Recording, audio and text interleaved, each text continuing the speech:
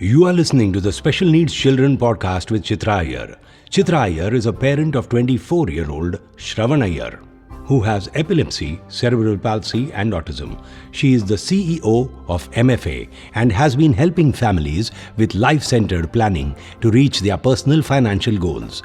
She is also a trustee of a parent support group, the Forum for Autism, which was set up almost 2 decades ago. MFA is a 17-year-old organization working in the personal finance space. They have set up a dedicated practice to help families with special needs children to plan their financial goals and invest for them. The thoughts shared here are as a result of the discussion with parents, caregivers, siblings, and professionals regarding the planning of a person with special needs. In this expert series podcast, Chitra Iyer is talking to Ms. Neha Arora, founder of Planet Abled, a globally recognized inclusive travel brand promoting accessible and inclusive travel for persons with disabilities and the elderly. Hello, everyone. A big warm welcome to all of you on this expert series of my podcast for special needs children. Thank you, dear Neha, for your time in agreeing to do this interview with me. Hi.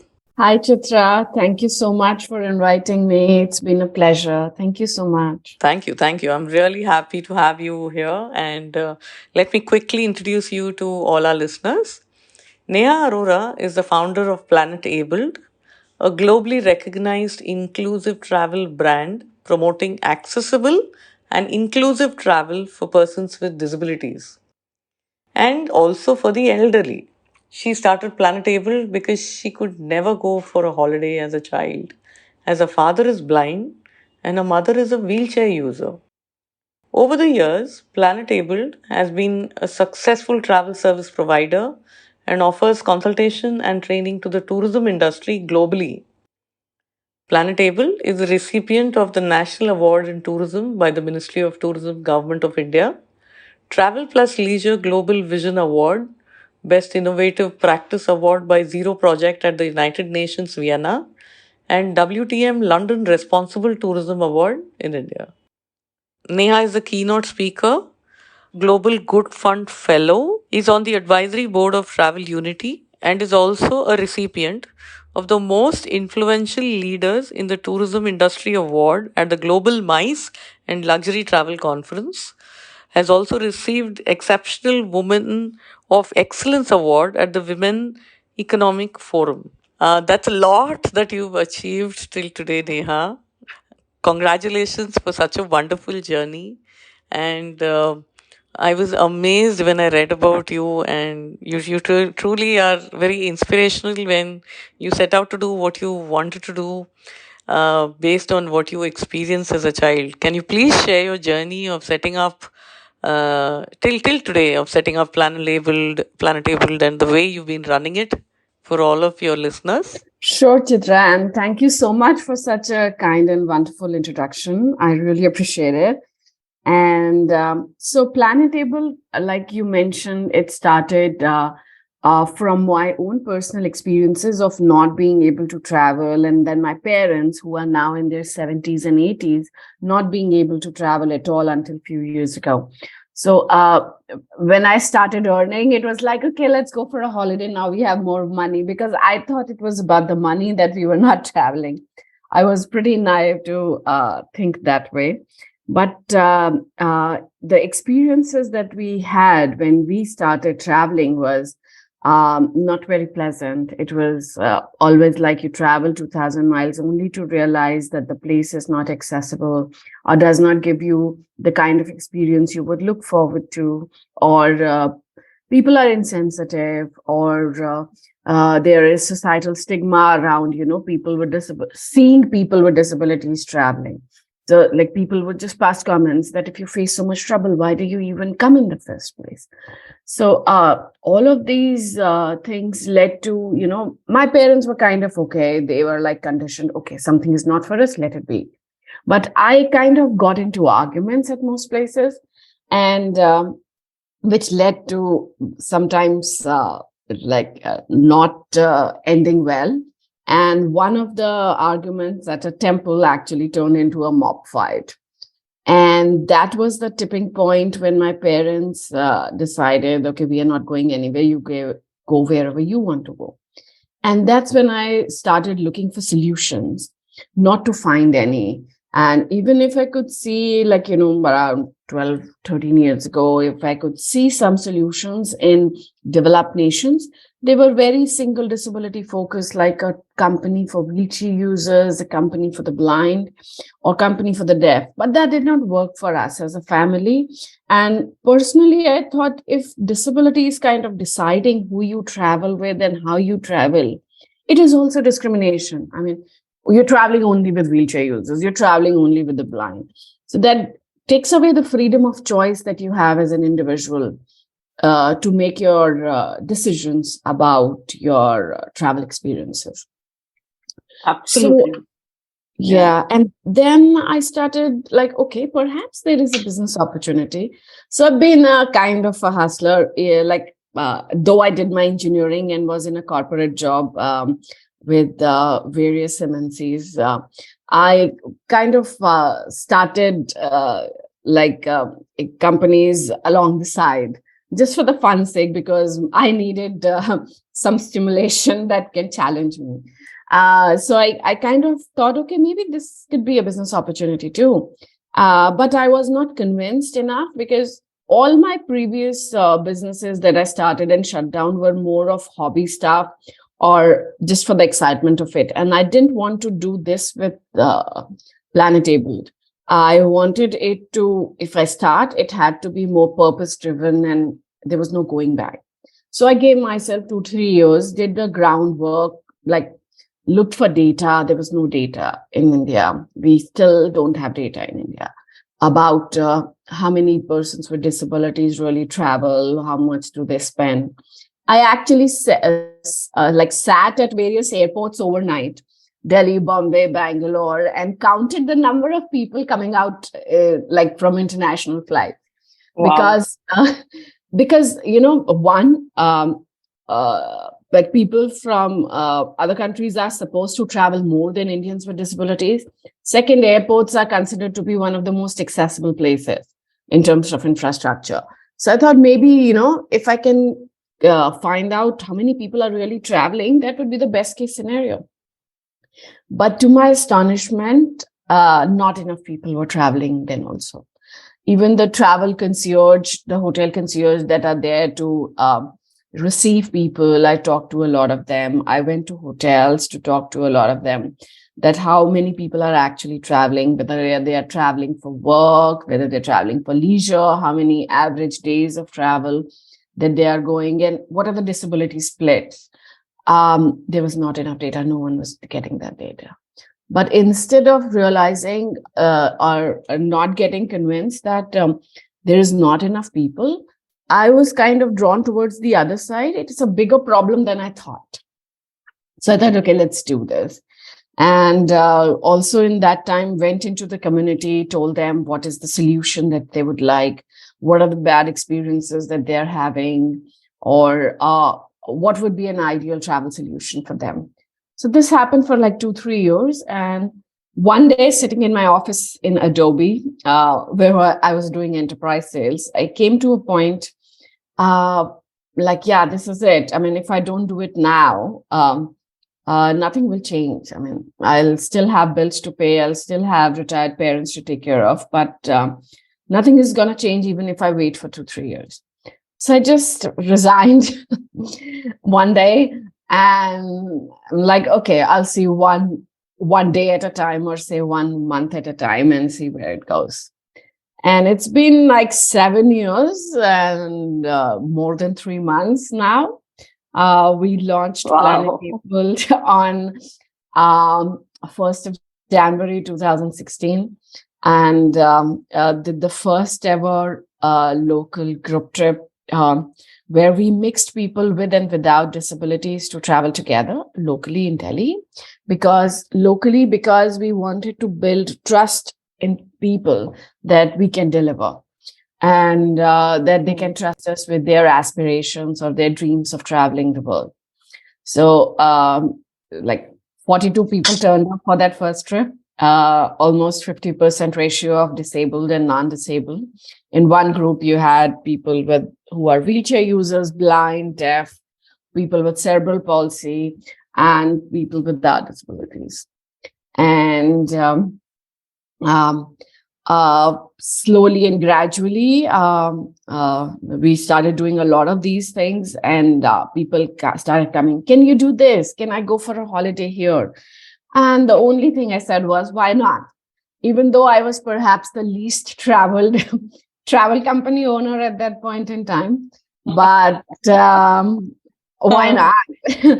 And there's this lady who was then 70 years old, and she came and said, Neha, I want to do rafting. I'm like, okay, why not? Well, I hadn't done rafting by myself till that time. Okay.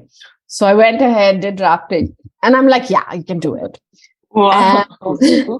But then no adventure tour operator agreed to, do it with us or adapt their rafting experience for us. So I think it took about 6 months and 30 different operators saying no. And then the 31st said, okay, sure, why not? And I'm like, okay, that's my kind of. Lovely. And then we did the first ever rafting tour, inclusive rafting tour for persons with disabilities in India. Even my mother did rafting, and that lady also did rafting. And then it's been, now we do holidays for as long as 45 days. On an average, it's about 3 weeks that people travel with us, 2 weeks, 3 weeks, 4 weeks, kind of long holidays across the world, with even now a lot of even all types of disabilities when for travel for them from being tailor-made, like people with dementia, people with autism, traveling independently, then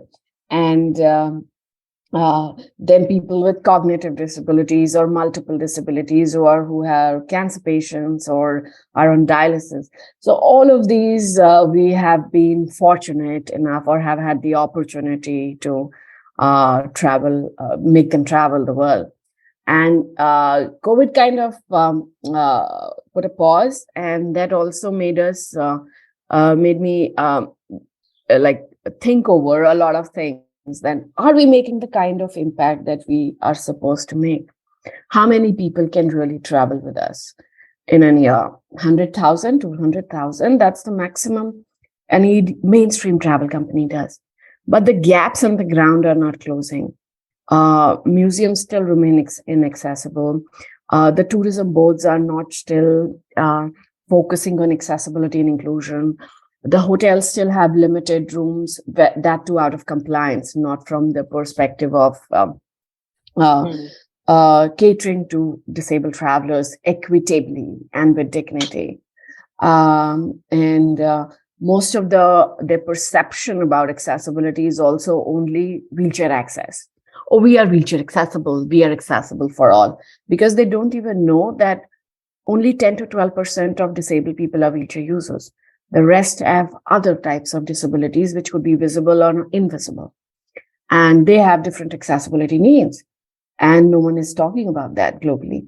So, and if we really want to make a dent in the universe, you don't need a separate travel company for disabled people in the first place. That's the goal. And how can we enable the ecosystem and the businesses to become accessible and inclusive by design? So that is what is the journey that we are on at the moment. Apart from, of course, we still are a service provider, but we are also now, we have been anyways consulting and developing the destination since the start.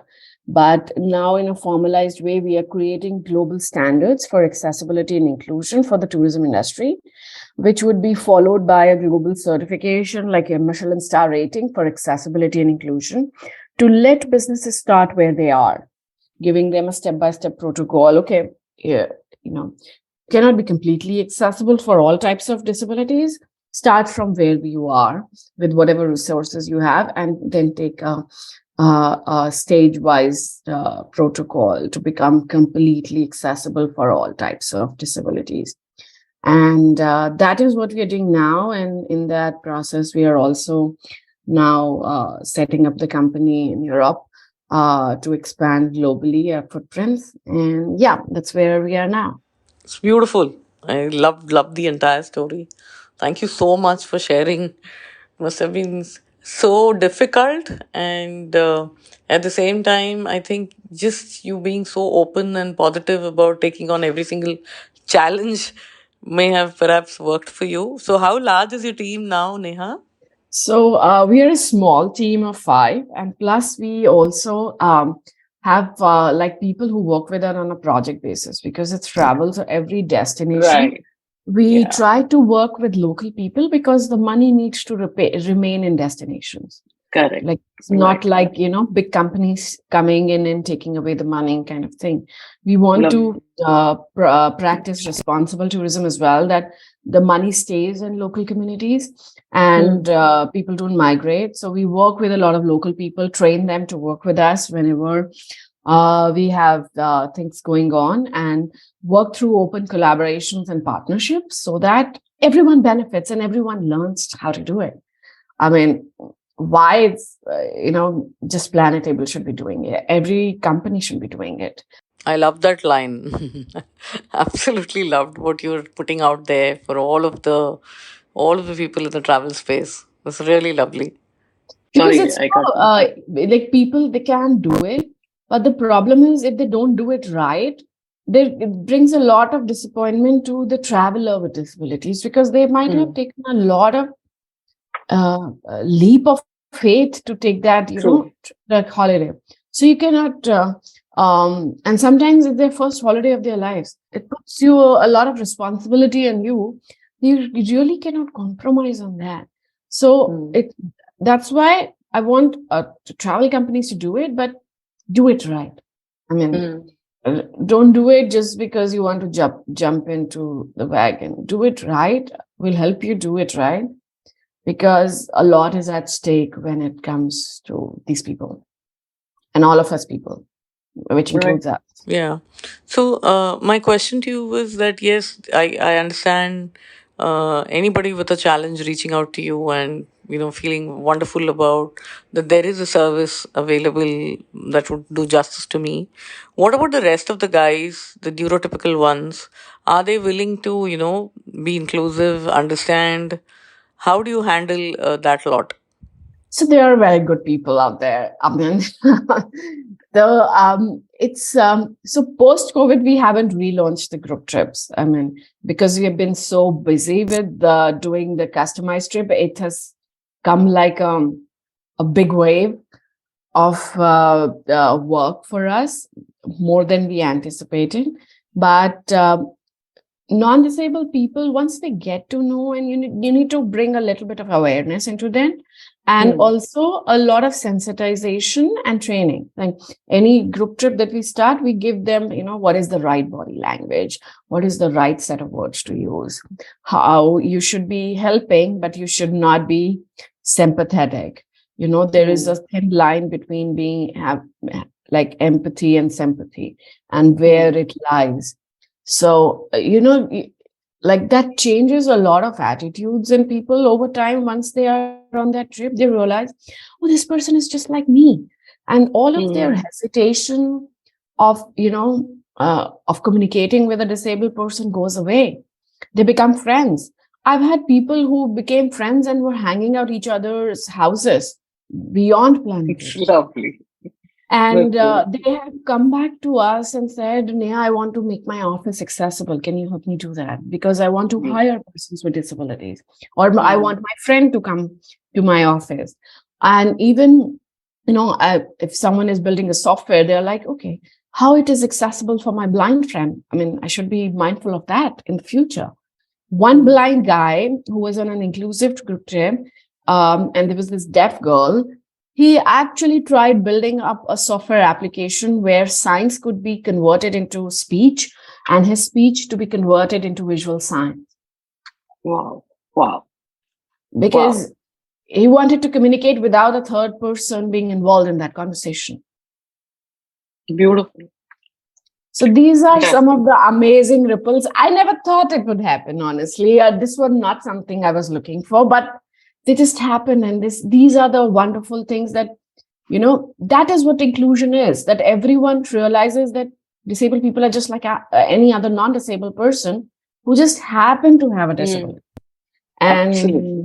all that apprehension and hesitation and, that those things needs to go. And that happens when you put them in an inclusive environment just to hang out and have fun together. Brilliant. Lovely. So, I was going to ask you next about any special moments to share, and you just shared about one classic one. Any more you want to share? Oh, I mean, I've been fortunate to have had many. Like, people have come and told us that you gave me the best day of my life, or I never thought I could travel to India before. I mean, that this person who has traveled to over 50 countries, but never thought that India was possible for them. Mm. And because it's perceived to be inaccessible. And yes, it is inaccessible in a lot of ways. But it has is accessibility in a lot of ways, unique ways too, which is like humans. And in the sense, if you let people go on that journey of being sensitive and nice, help them and, handhold them, they can really offer great hospitality experience in India. Mm. So, yeah, I mean, yeah, I mean, and then there is this the rafting trip also like just remains very special to me because it took a lot of effort to make it happen. Yeah. I love the way you said the 31st person. Yeah. And then we did also the adaptive skiing trip for the blind and deaf. So we could not Mm. afford to get the equipment for wheelchair users, which is available, but we did it for the blind and deaf and amputees as well. And then, yeah, I mean, a lot of moments like these that, yeah, just makes me kind of privileged to have had this opportunity to make it happen for so many people. But I there are times when I am sad because to make all of this happen is expensive. Like when I Yeah. was talking about the challenges, Mm. and I'm very well aware of that. Like a lot of people come and tell us that you're expensive. I'm like, to make it happen, it takes a lot of effort and Mm. Mm. time. And I went broke doing this when I was not pricing right. After 3 years of running the company, I went Mm. bankrupt. I had no money to even to do some of the basic stuff. And because my pricing wasn't right, I was just doing, okay, you have this budget, okay, we'll do it in this budget kind of thing. Mm. But Mm. the biggest business lesson was that one, you're a business and you have to survive on the revenues. We are still bootstrapped, though we are now in the process of raising funds. But uh, like if you have to, be financially sustainable, you cannot deliver quality at a very low price. Quality comes at the cost. And until and unless accessibility and inclusion is mainstreamed for the industry, the economies of scale won't come. So, like the focus of what we are doing now with the standard and certification and mainstream by helping others also offer inclusive experiences is that economies of scale comes in and affordability takes in. So that everyone can travel. No one is left out. That's amazing. Yeah. The very fact that you're teaching your peers is really going to it's a lot of hard work today, but down the line, hopefully, I can people retire remember there, you for what you. whenever. Yeah, correct. So, moving on to the last question that I have for you is, what would you like to tell your listeners? So, you know, people who would like to reach out to you first, yes, the disabled population would definitely like to reach out to you and help you with their travel. And how about all of the others, everyone else who needs to figure that, this is a wonderful way to travel too, the non-disabled population. What would you like to tell them specifically? Because, for Planet Abled, if you could just make that very clear that, why should somebody also look at this, and it would be such a wonderful learning experience for them. So if you could share from pure experience how people can look at this as also, when they go to hit and search for their various the various opportunities that are available, the various options that are there to travel with various groups, right? And because they pick a destination, typically what would a person do? Pick a destination and then start looking, and would go and perhaps this is not for individual travel, I'm talking for the groups, right? So if you were to restart the group travel, what is it that you would essentially be looking out for? So it's like, I would give you one example. So there was this one non-disabled traveler who was on one of our trips, and he said that I have been to this place 4 times before, but today there are so many things that I observe that I had never ever noticed. The reason is because today I was a travel buddy to a blind person. And then I realized that how, when we travel, our experience is so much visual that we scan through things and miss out on details. But today, when I was with a blind person as a buddy, and I realized, oh, when they were touching everything and they were asking me questions which I had no answers to, and I realized, oh, I never noticed this thing existed there, because I had never traveled or experienced so deeply at this destination. I had just kind of scanned through things. So that is one experience that if you really want to have a very, very deeper travel experience, that is what an inclusive group can provide you. And even if,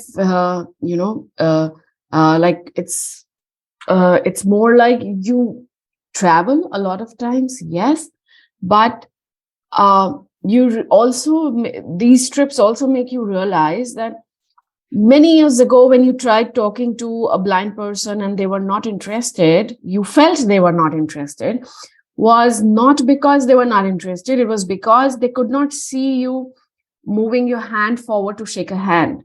So they could not shake hand with you, and you thought they're not interested. So these are the little details that you get to know when you are put in a very unofficial, easy, fun environment, which includes all human diversity in all its forms.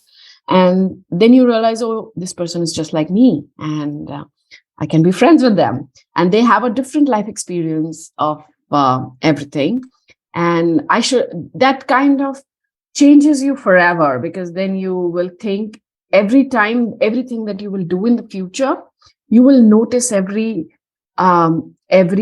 inaccessible website, you will notice every step, you will notice every barrier of communication when you realize, oh, my deaf friend cannot hear this amazing travel video that I am seeing before deciding my travel plan, because it's inaccessible for my deaf friend. So that's a lot of some things for the non-disabled folks. And also inclusive trips make people aware about the challenges of other disabilities. So there was this blind person that came and told us, oh, so I realized why we were slow in the trip, because we had to take longer wheelchair accessible routes. And I could have, as a blind person, just climbed up the stairs. But we were taking longer routes because the wheelchair user has to go through them. So till today, I thought my challenge was the bigger one, because I could not see things. But everything was inclusive and tactile and sensory for me. But I also became aware about the challenges that a wheelchair user has. I also became aware about the challenges that a deaf person has, that we cannot communicate with each other at all. Right. Mm. So this cross disability awareness is also very, very important, which lacks in our society. Everyone with any disability thinks their challenge is bigger, but every Correct. disability has its own challenges, and Absolutely. they have their own challenges to deal with. I mean, like when you go with families who have children with autism or adults with autism, they're also there. Everyone has a different trigger. If you have met one person with autism, you have met one person with autism. It's not that you have seen the whole, like all the group of people with autism, because they are all different. Correct. So that also, people need to be aware about and be sensitive toward other persons with disabilities too. So I think these inclusive group trips play a huge role in doing that. And yeah, this is one thing I'm really proud of to have created. And I really feel happy when these things come over. I'm so happy and so privileged that I could bring this entire story of yours, out to people to, actually hear and understand that there is a service like this in the travel space. And, we can do so much more and make people can think about their spaces where they can promote inclusion and actually think a little more deeper and see what they can do to I would say not just the disabled community, but more to the non-disabled one, for them to understand that, they can actually learn much more and perhaps enjoy life and see it from a different angle, and that would bring them much more happiness. So, thank you so much, Neha. I think there should be a big jump in terms of the number of people reaching out to your team for sure, to Planet Table. And I hope, I really truly hope that that happens. Another thing is the way you have shared so beautifully about uh, how how you have offered and you've come up with this service, and that is helping everyone actually understand disability even more, whether it is within or without disability. And it's going to go truly, it's going to really go a very long way. And the way you are influencing others, I'm sure that that time has also come, and it will help the whole entire population at large. Thank you so much for thinking this way, and going down that whole path that no, I will do this, and let me try. So I really admire your spirit, and hats off to you, yeah, for what you've achieved. I think we all are just trying in our own unique ways to make this world more inclusive. So, yeah. Perfect. I'm into that. Thank you. Thank you so much. You were listening to the Special Needs Children podcast with Chitra Iyer, the CEO of MFA and a trustee with the Forum for Autism. If you find this podcast relevant and interesting, it will be great if you leave a review, share, like, and subscribe. You can also let us know if there is any specific topic that you would like us to cover. Feel free to email her on chitra.iyer@myfinad.com, or you can call her on 9833 785 892. That is 9833 785 892.